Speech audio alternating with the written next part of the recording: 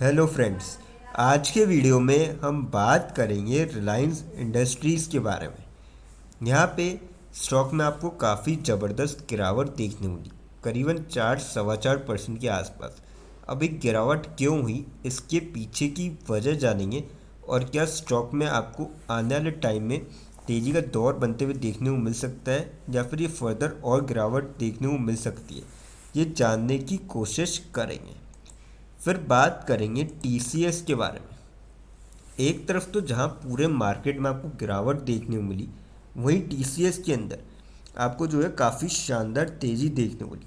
अब ये तेज़ी क्यों बनी, इसके पीछे की बड़ी वजह जानेंगे और क्या आपको अब स्टॉक के अंदर रिकवरी देखने को मिल सकती है, जो ऊपर के लेवल से गिरावट हुई है वो भी जानने की कोशिश करेंगे इस वीडियो में। फिर बात करेंगे आईटीसी के बारे में। आईटीसी में आप सभी को बताइए कि लगातार पिछले 4 5 दिनों से गिरावट हो रही है। तो अब क्या आपको ये गिरावट का दौर जो है थमता हुआ नज़र आ सकता है या फिर और फर्दर गिरावट देखने को मिलेगी, ये जानने की कोशिश करेंगे। और जो नए इन्वेस्टर्स हैं उनको क्या करना चाहिए खास तौर पर, ये भी देखेंगे इस वीडियो में। लास्ट में एक ऐसे स्टॉक के बारे में डिस्कस करेंगे जो आप सभी के लिए लेके आया स्प्लिट बहुत ही शानदार रेशियो में। तो चलिए वीडियो स्टार्ट करते हैं। सबसे पहले बात करें रिलायंस इंडस्ट्रीज़ की। आज के दिन 1508.9 पे क्लोजिंग देखने को मिली, 69.2 रुपीज़ की गिरावट देखने को मिली और 4.39% तक स्टॉक यहाँ पे गिरता हुआ नजर आया। काफ़ी ज़बरदस्त जो है यहाँ पे आपको गिरावट देखने को मिली स्टॉक के अंदर। बात करी जाए वॉल्यूम की, स्टॉक में लगभग जो वॉल्यूम थी आज के दिन वो थी 3 CR के आसपास। कल की बात करी जाए 92 लैक्स के करीब वॉल्यूम थी, 61 लैक्स की डिलीवरियाँ उठाई गई। वीक की अगर एवरेज देखें 77 लैक्स के करीब वॉल्यूम थी, 44 लैक्स की डिलीवरियाँ उठाई गई। और मंथ की आप एवरेज देखेंगे 85 लैक्स के करीब वॉल्यूम थी और 48 लैक्स की डिलीवरियाँ उठाई गई। तो काफ़ी सही वॉल्यूम में स्टॉक, सही तो क्या मतलब ज़बरदस्त वॉल्यूम थी आज के तो, और बिकवाली भी आपको अच्छी खासी देखने को मिली। अब इसके पीछे की वजह जाने की गिरावट क्यों हुई है, तो RIL यानी कि Reliance share slide 4.5% on retail competition fears. तो ये काफ़ी बड़ी खबर है और आज के दिन आपको जो है reflected profit taking after strong run up. देखिए दो बड़ी वजह, एक तो 4.5% इसलिए क्योंकि रिटेल कंपटीशन का फेयर, और दूसरा पिछले अगर आप एक साल में देखेंगे स्टॉक के काफ़ी बढ़िया रिटर्न दिखा चुका है, 23.88% के ज़बरदस्त रिटर्न है। तो प्रॉफिट बुक तो अब होनी ही है। और RIL share rose about 29% in 2025, comfortably outperforming the NSE Nifty 50 index, which gained around 11% over the same period. तो ये जो बड़ी वजह दो, एक तो प्रॉफिट बुकिंग और दूसरा उनको डर है कि रिटेल कंपटीशन बढ़ेगा तो इससे सेल्स पे इम्पैक्ट हो सकता है, तो जिसका आपको असर देखने को मिला। और इंट्रा डे के अंदर ही 1.09 लाख करोड़ तक आज रिलायंस की जो है मार्केट कैपिटलाइजेशन वो गिर चुकी थी। तो काफ़ी बड़ा आपको इम्पैक्ट देखने को मिला आज के दिन। और मुझे लगता है कि अगर यहाँ पे कंपटीशन में फियर है, जल्दी कुछ एक्शन नहीं लिए जाएंगे तो हो सकता है कि स्टॉक में आपको फर्दर और थोड़ा सा यहाँ पे डाउनफॉल देखने को मिल सकता है।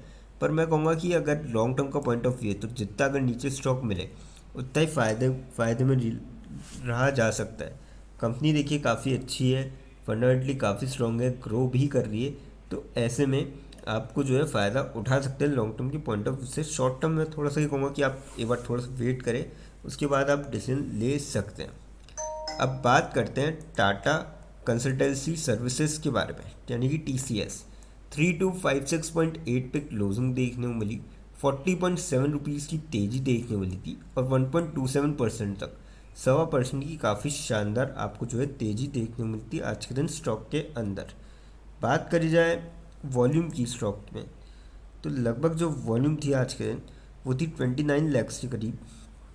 कल की वो बात करी जाए 25 लैक्स के करीब वॉल्यूम थी, 16 लैक्स की डिलीवरियाँ उठाई गई थी। वीक की अगर एवरेज देखें यहाँ पे तो 23 लाख से आसपास वॉल्यूम थी, 15 लाख की डिलीवरियाँ उठाई गई। और मंथ की आप एवरेज देखिए 24 लाख के करीब वॉल्यूम थे, 14 लाख की डिलीवरियाँ उठाई गई। तो काफ़ी सही वॉल्यूम में स्टॉक यहाँ पे आपको ट्रेड होता हुआ नजर आया आज के दिन। अब बात करी जाए अपडेट की, Coforge persistent systems TCS, how are mid and large cap IT firms expected to fare in Q3 financial year 26। अब देखिए यहाँ पे जो निफ्टी आईटी है उसने आउट परफॉर्म किया है निफ्टी 50 के इंडेक्स को पिछले 3 महीनों में, काफ़ी अच्छे रिटर्न दिए। और जबकि सेक्टर जो है unlikely to post any positive surprises for the December quarter. अब देखिए सबको पता है यहाँ पे आईटी का जो दिसंबर क्वार्टर रहता है वो थोड़ा सा वीक सा ही रहता है, पर उसके बाद भी पिछले बीते 3 महीनों में निफ्टी 50 को आउट परफॉर्म करना काफ़ी बड़ी बात है।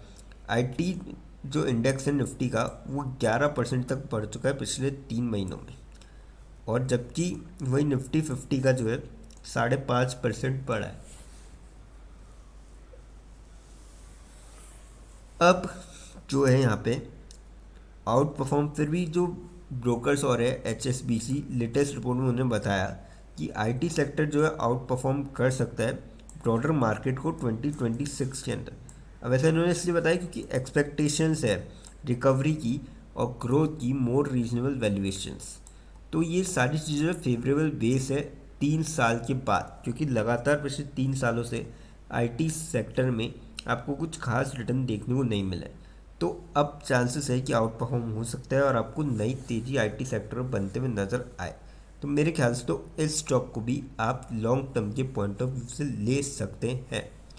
अब बात करते हैं आईटीसी के बारे में। 343.25 पे आज के दिन क्लोजिंग देखने को मिली, 6.45 रुपीज़ की गिरावट देखने को मिली और 1.84% तक स्टॉक गिरता हुआ नजर आया। 5 दिन में 14.5% के आसपास नेगेटिव रिटर्न और महीने भर में लगभग 15.25% के आसपास स्टॉक ने नेगेटिव रिटर्न दिखाए। अब देखिए यहाँ पे गिरावट की वजह तो सबको पता है, पर पहले वॉल्यूम की बात करते हैं। लगभग 8 CR के आसपास की वॉल्यूम थी आज के दिन। कल की बात करी जाए 5 CR के आसपास वॉल्यूम थी, 3 CR के आसपास डिलीवरियाँ उठाई गई। वीक के अगर एवरेज देखें तो 10 CR के लगभग वॉल्यूम थी, 5 CR के आसपास डिलीवरियाँ उठाई गई। और मंथ की आप एवरेज देखेंगे 3 CR के आसपास वॉल्यूम थी और 2 CR के आसपास डिलीवरियाँ उठाई गई थी। तो काफ़ी सही वॉल्यूम में स्टॉक ट्रेड होता हुआ नजर आया आज के दिन। बात करी जाए अपडेट की, तो देखिए यहाँ पे सिगरेट के जो प्राइसेस है वो हाइक करने की बात थी और 2% और आज गिरता हुआ नजर आया 2026 के अंदर। अभी तक 15% के लगभग तक स्टॉक गिर चुका है। और जो डिविडेंड स्टॉक भी कहा जाता है क्योंकि कंपनी काफ़ी अच्छा डिविडेंड भी देती है। और the shares of hotel to cigarette conglomerate drop to fresh 52 weeks low, 52 weeks low भी हिट करा है अपना 337.75 का। और ये टोटल जो मार्केट कैप जो ख़त्म हुआ है, रोज़ हुआ है इसका 82,000 करोड़ का हुआ है जब से ये न्यूज़ निकल के आई थी 1 जनवरी से अब तक। और आज पांचवा ही ट्रेडिंग डे था, पांचवा नहीं वैसे तो चौथा ट्रेडिंग डे था, क्योंकि दो बीच में सैटरडे और संडे बंद थे। तो 4 दिनों के अंदर अंदर आपको एक गिरावट देखने को मिली है और मुझे लगता है कि अभी फर्दर और आपको थोड़ी बहुत गिरावट देखने को मिल सकती है। अगर हम पास्ट एक्सपीरियंस देखें, लास्ट टाइम तक 2018 में 2018 में जब टबैको प्राइसेस में हाइक हुआ था तब स्टॉक जो है 50% तक यहाँ पे करेक्ट हुआ था। तो हो सकता है कि अभी भी चांसेस है कि आपको यहाँ पे 15% का करेक्शन देखने को मिला है, तो फर्दर और जो है आपको गिरावट देखने को मिल सकती है। तो मैं तो ये कहूँगा कि शॉर्ट टर्म वाले अवॉइड कर सकते हैं थोड़े टाइम तक, बाकी लॉन्ग टर्म वाले इसको धीरे धीरे करके बाय कर सकते हैं। अगर और गिरावट मिलती है तो धीरे धीरे करके आप ले सकते हैं स्टॉक को। कंपनी काफ़ी अच्छी है, बाउंस बैक जरूर करेगी यहाँ से। अब बात करते हैं उस स्टॉक के बारे में जो आप सभी के लिए लेके आए, split. Kotak Mahindra bank limited company का नाम है। 2142.3 पे क्लोजिंग देखने को मिली, 48.6 रुपीज़ की गिरावट देखने को मिली और 2.22% तक स्टॉक आज के दिन गिरता हुआ नजर आया। 5 दिन में 1.06% के नेगेटिव रिटर्न, एक महीने में 0.5% की पॉजिटिव रिटर्न कुछ खास रिटर्न है नहीं।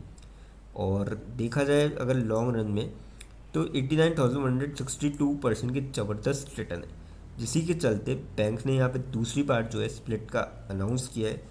ओल्ड फेस वैल्यू जो है अभी वो थी ₹5 बैंक की, एक्स स्प्लिट डेट के बाद कर जाएगी ₹1, यानी कि जिसके पास भी एक शेयर होगा बैंक का उसको 5 शेयर और मिलते हुए नजर आएंगे एक्स स्प्लिट डेट के बाद, जो कि कंपनी ने रखी है 14 जनवरी 2026। अब देखिए फ्रेंड्स, जो बैंक के लॉन्ग रन में रिटर्न है वो काफ़ी ज़बरदस्त है, लेकिन यहाँ पे कोई भी इन्वेस्टमेंट करने से पहले फाइनेंशियल एडवाइज़र से कंसल्ट करें या फिर खुद की रिसर्च करें। देखिए वीडियो नॉलेज के पर्पज़ के लिए, इन्वेस्टमेंट पर्पज़ के लिए नहीं। दोस्तों अगर वीडियो अच्छी लगी हो तो चैनल को लाइक और सब्सक्राइब ज़रूर करें, ताकि आने वाले टाइम में आपको जो है और भी ऐसे अपडेट्स मिलते रहें। थैंक यू दोस्त।